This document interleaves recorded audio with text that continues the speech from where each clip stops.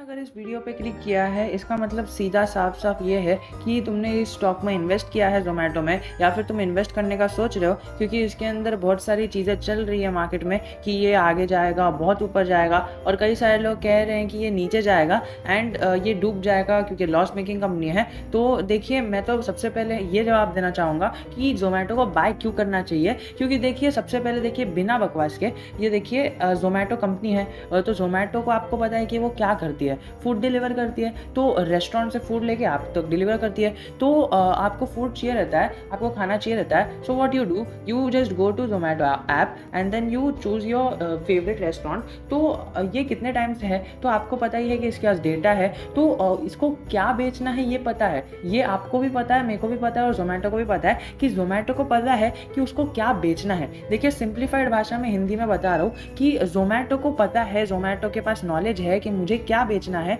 ये तो हम सबको पता है, लेकिन जो हमें नहीं पता है वो ये है कि ज़ोमैटो को ये पता है कि वो कब बेचना है। यानी अभी फॉर एग्जांपल आपको सैंडविच पसंद है, ये ज़ोमैटो को पता है, लेकिन आप सैंडविच कभी खाते हो?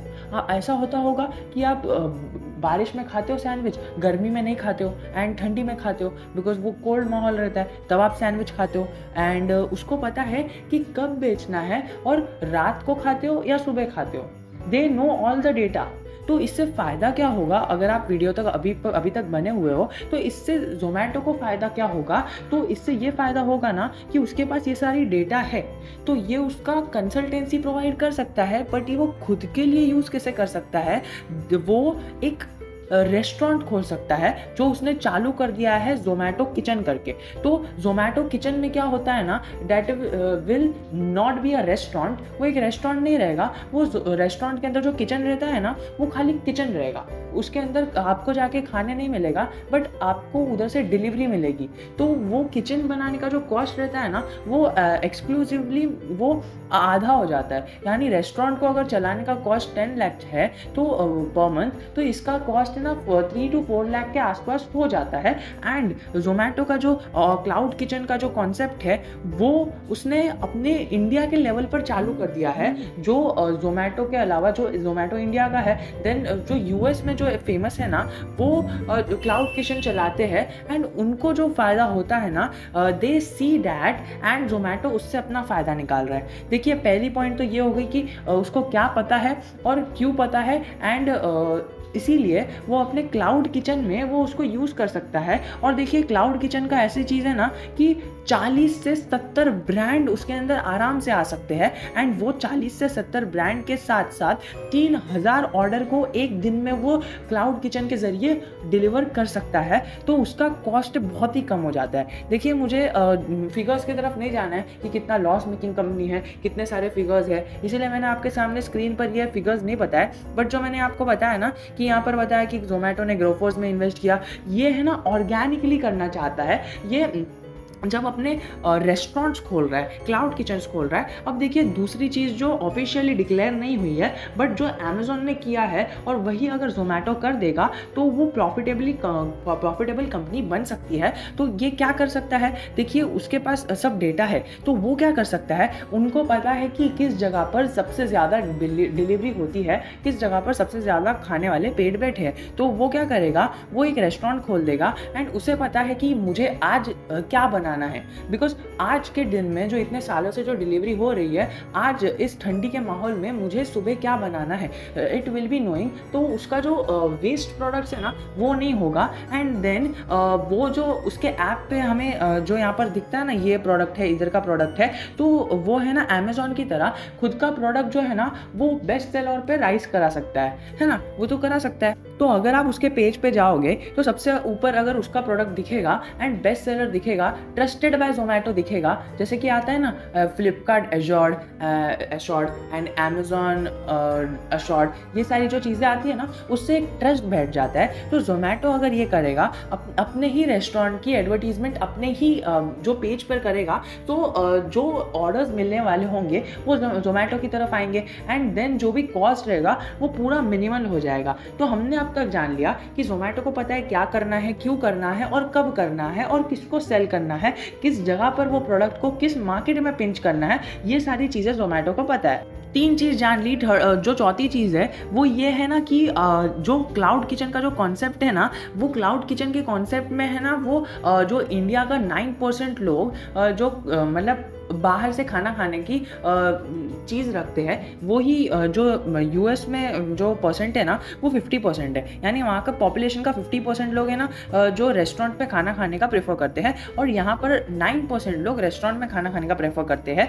जब ये चीज़ें बढ़ना चालू होगी, मतलब लोग अवेयर होंगे, घर के खाने को प्रेफरेंस बाद में देंगे, एंड देन उनको पता चल जाएगा कि time is money, and when they will start saving time, तो मार्केट में ना बढ़ने का स्कोप बहुत है। तो यहाँ पर आपको पता है जितने ज़्यादा मुंह उतना ज़्यादा कस्टमर बेस एंड उतना ज़्यादा पैसा, तो उतना ज़्यादा प्रॉफिट ये ज़ोमैटो कर सकता है। अब अगर आप इसके फाइनेंशियल्स देखोगे ना, तो आपको ये है ना, ये देखिए, ये एक पॉइंट दिख रही है हमें, ये पॉइंट के नीचे जाएगा मतलब लॉस मेकिंग कंपनी है। ये देखिए मैंने एक लाइन बना दिया, एंड उसके नीचे अगर जा रहा है ये प्रॉफिट से ना सब उसके नीचे ही है, लाइन के नीचे ही है। लेकिन देखिए अभी इस माहौल पर अगर हमने ज़ोमैटो को पकड़ लिया ना, तो जब प्रॉफिट्स बढ़ना चालू होंगे तो और ये ऊपर आना चालू होगा, और ऊपर ऊपर आके प्रॉफिट्स बढ़ना चालू होगा, तो तब हमें तो प्रॉफिट होना चालू होगा। अगर हमने इस नीचे वाले माहौल में अगर ज़ोमैटो को पकड़ लिया ना, तो ऊपर वाला माहौल हम इंजॉय कर सकते हैं। अभी तक इसने अपनी प्रॉफिटेबिलिटी चालू भी नहीं की है,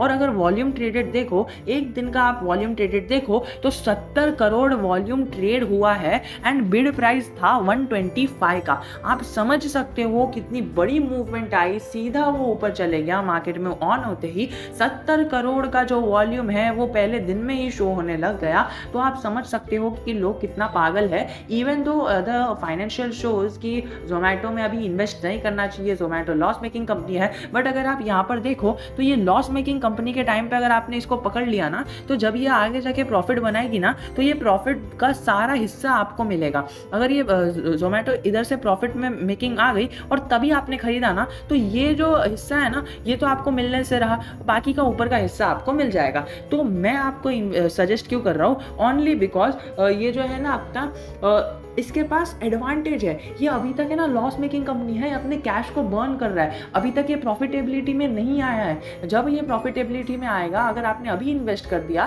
तब आगे जाके इसमें जो प्रॉफिटेबली आएगी ना प्रॉफिटेबिलिटी, आप उस प्रॉफिटेबिलिटी को एंजॉय कर सकते हो आफ्टर गेनिंग द लॉस। ये लॉस मेकिंग कंपनी में इतना प्रॉफिट दे रहा है, इतना शेयर प्राइस इसकी भाग रही है, तो आप समझ जाइए कि जब ये आगे जाके प्रॉफिट मेकिंग कंपनी बनेगी तो कितना फायदा होगा। हमने 5 चीज़ जान ली। छठवीं चीज़ जो यहाँ पर जानने वाली है ना, कि 45% फूड मार्केट इसने कैप्चर किया है, और स्विगी का मैंने अभी तक नहीं देखा है, स्विगी का मुझे नहीं पता। एंड स्विगी और बाकी जो भी जो फूड डिलीवरी के जो स्कोप है, वो सारी चीज़ों में 55% आ जाते हैं। यानी 45% जो मार्केट फूड डिलीवरी का मार्केट है ना, ज़ोमैटो ने कैप्चर किया है। और अब जाके उसको एक अच्छा सा मतलब एडवांटेज मिल रहा है कि 45% जो मार्केट है वो ज़ोमैटो के पास ही है, तो वो उस मार्केट का कुछ भी कर सकता है। एंड एक ज़ोमैटो से ट्रस्ट बिल्डअप हो गया है। आप किसी भी बंदे को पूछो फूड डिलीवरी करनी है, तो उसके नाम पर, उसके मुंह के ऊपर सबसे पहले ज़ोमैटो का नाम आता है। Every guy knows about Zomato. And यहाँ पर अगर आप देखो तो ये एक इकलौती कंपनी है जो स्टॉक मार्केट में लिस्टेड है। तो आप अभी समझ सकते हो कि ज़ोमैटो कितने हाई पेस में चल रहा है। तो ज़ोमैटो को अभी और इन्वेस्टमेंट करना है, अपनी और ग्रोथ करनी है, एंड उसके लिए उसको कैश चाहिए जो वो बर्न कर सकता है। तो वो कैश बर्न करने के लिए उसको कैश तो चाहिए ना, और वो कैश इधर से ला रहा है। और आगे जाके जब बर्न करके आगे जाके जो उसको प्रॉफिट होगा ना, तब जाके वो प्रॉफिट फिर से हमारे पास ही आएगा। तो आप ज़ोमैटो जैसी बड़ी कंपनी नहीं खोल सकते हो, बट ज़ोमैटो में इन्वेस्ट करके अपने कैपिटल को वर्क रख सकते हो। ये आगे जाके डिविडेंड, स्प्लिट, बोनसेस जो भी देगा ना, आप उसको ट्रेंड को पकड़ सकते हो, and then you can be a millionaire and if this company works. और ये जो हमें ट्रेंड्स दिख रहे हैं ना, फाइनेंशियल्स दिख रहे हैं, हम उसे छोड़ दे, मेन बिजनेस मॉडल देखें, मेन कंपनी की विजन देखें, तो हमें पता चलेगा कि ये जो है इसके अंदर कोई भी थ्रेट नहीं है, हमें थ्रेट नहीं दिख रहा है, इसका वीकनेस नहीं दिख रहा है और इसके अंदर अपॉर्चुनिटीज़ नहीं दिख रही है। पर अगर हम स्ट्रेंथ की बात करें तो हमने आज तक इसकी सारी स्ट्रेंथ्स बात कर ली। जो इसमें वीकनेस और थ्रेट्स है ना, वो वीकनेस देखिए, थ्रेट तो एक था कि मार्केट थ्रेट स्विगी के लिए है, एंड जो छोटी देखिए स्विगी कोई छोटी कंपनी नहीं है, बट थ्रेट स्विगी के लिए क्यों है? फर्स्ट ऑफ ऑल स्विगी के लिए थ्रेट है बिकॉज वो स्टॉक मार्केट पे लिस्टेड नहीं है। सेकंड, स्टॉक मार्केट पे लिस्टेड नहीं है, इससे इन्हें पैसा नहीं आएगा ऐसा नहीं है। बट जो हमें थ्रेट दिख रहा है ना स्विगी के लिए, वो ये दिख रहा है कि देखिए पहले तो 45% मार्केट जोमेटो ने कैप्चर किया है, एंड बाकी सारा जो हिस्सा है वो स्विगी और बाकी सारी चीज़ों के लिए है। पर ये जो इतना जल्दी जल्दी अपने कैश को बर्न करने के लिए कैश जो ला रहा है ना, ये एक जोमेटो के लिए एडवांटेज है।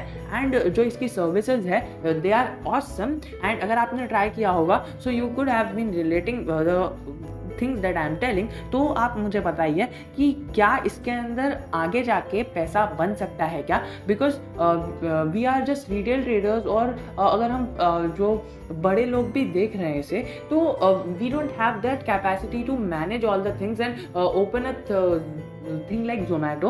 बट हम जोमेटो में इन्वेस्ट करके अपने पैसे को मल्टीप्लाई करने के लिए छोड़ सकते हो है। अगर इसका ट्रेंड देखें ना हम यहाँ पर investing.com पर, तो हमें दिखेगा कि इसका ट्रेंड है ना बाय का है, और अभी जल्दी ही ये आगे जाके स्ट्रॉन्ग बाय हो जाएगा। देखिए मैं ऐसा नहीं कह रहा कि रुकावटें नहीं आएगी, ये गिरेगा नहीं स्टॉक। देखिए बहुत रुकावटें आएगी, बहुत गिरावटें आएगी, पर रुकावटों से और गिरावट से जो जूझ कर इसका जो ट्रेंड लाइन है वो हमेशा पॉजिटिव में ही रहेगी और हमें अच्छा रिटर्न मिलेगा। देखिए ये तो होगी फ्यूचर एस्टिमेट्स की बात with the analysation of the estimates and the financials. तो आपको क्या राय है, आपको क्या लगता है, ये वो सब मुझे कमेंट करके ज़रूर बताना। I will be waiting for a comment. तब तक के लिए जय हिंद, जय भारत।